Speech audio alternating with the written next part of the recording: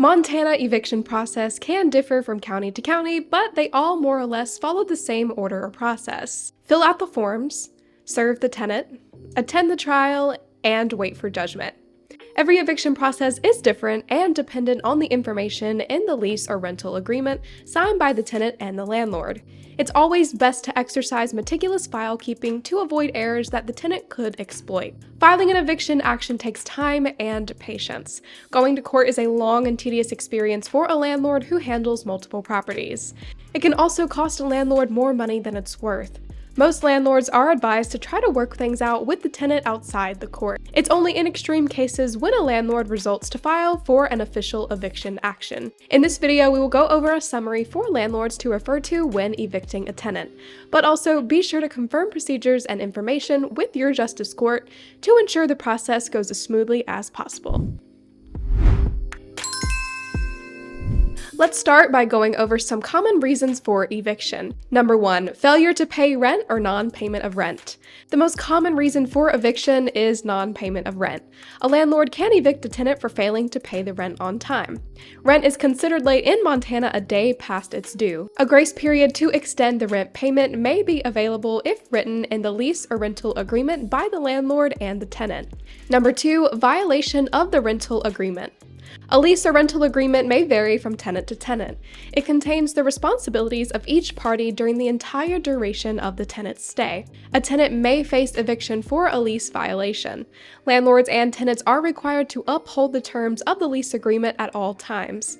A tenant may face eviction for a lease violation.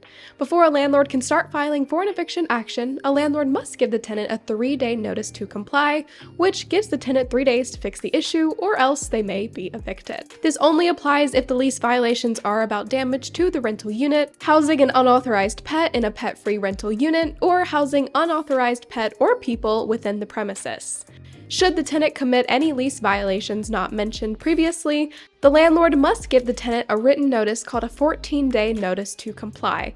Then the tenant has to fix the issue within 14 days or else they will be evicted. Once again, the landlord may offer a written notice of 30 days to month-to-month tenants, but they are not required to give one. This means they have 30 days to fix their violation. The landlord may continue to file for an eviction process if the tenant fails to fix their violation on time and they still remain inside the rental unit.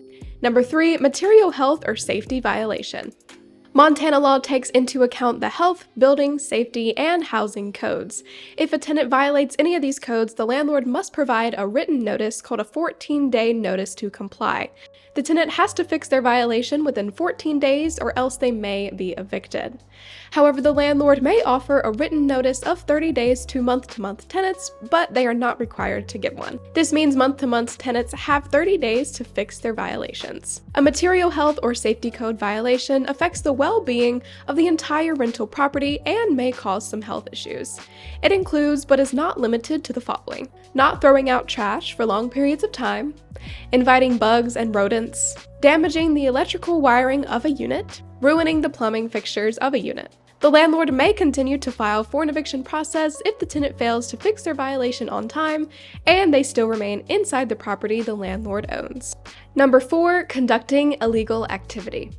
The eviction laws of Montana consider the following illegal activities, but are not limited to: activities related to gangs, possession of an illegal firearm, explosive, or a hazardous toxic substance, involvement in the creation, distribution, or consumption of a dangerous controlled substance. The landlord may offer a written notice of 30 days to month-to-month tenants.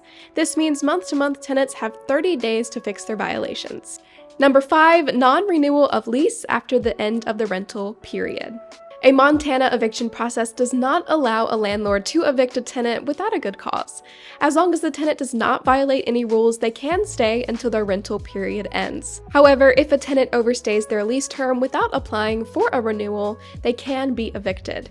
But first, the landlord must provide the correct notice depending on their tenancy, which could either be a 7-day notice to move or a 30-day notice to move. Filing a complaint. The next step is filing a legal complaint in the correct justice court. Filing fees in Missoula County cost about $50. A landlord must file a complaint only after the notice period has passed. Successful evictions rely on correct filings, so the landlord must file all forms correctly. Steps in filing. Proceed to the justice court the rental unit belongs to. Fill out the forms and pay the filing cost. Timeline. It takes 3 days to 30 days, depending on the reason for the eviction, before a landlord can file a complaint to begin the eviction process. Notice to comply. Before filing for eviction with the court, you need to issue the tenant a notice to comply. Serving the tenant. The next step in the eviction process is serving the summons and complaint to the tenant. The landlord must not serve the documents by themselves. The summons and its supporting documents must contain information such as the day and time of the court trial. It is a court order that informs the tenant about the scheduled eviction hearing. Montana allows sheriff, deputies, constables, or individuals who are uninvolved in the case who are at least 18 years old to serve these documents. They must be delivered within 5 days before they are due for their return date. How to serve documents to a tenant. The summons and its corresponding documents must be served through one of the following methods. Postal service. The summons and complaint is served to the tenant in person. Mailing service. A copy of the documents is served to the tenant through first-class mail and must come with an acknowledgement.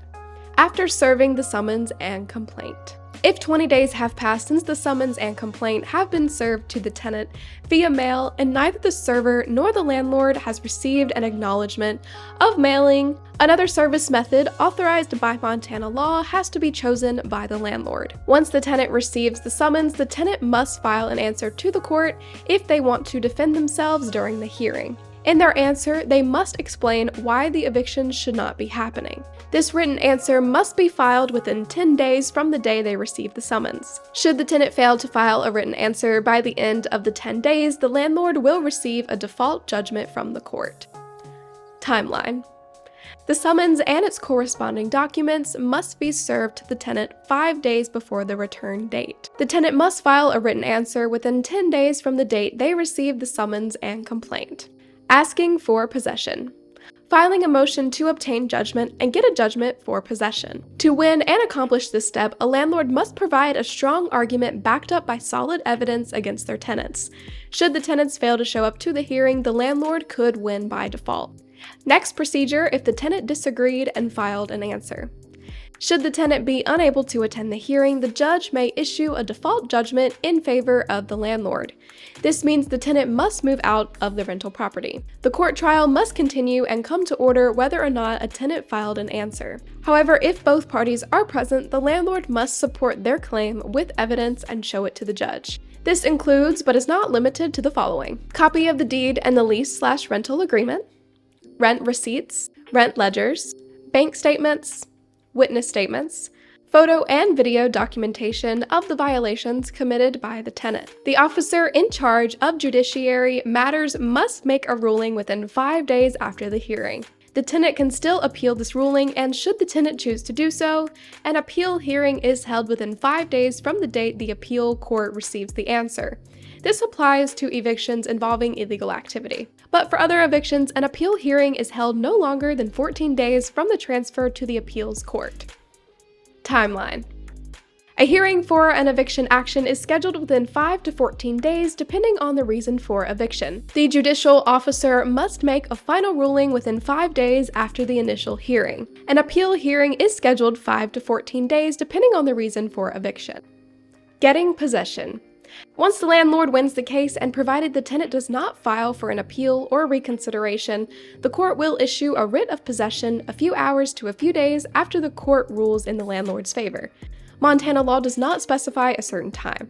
The writ of possession is a court order that informs the tenant that the tenant must move out of their housing on the property, or else law enforcement will forcibly remove them from the property.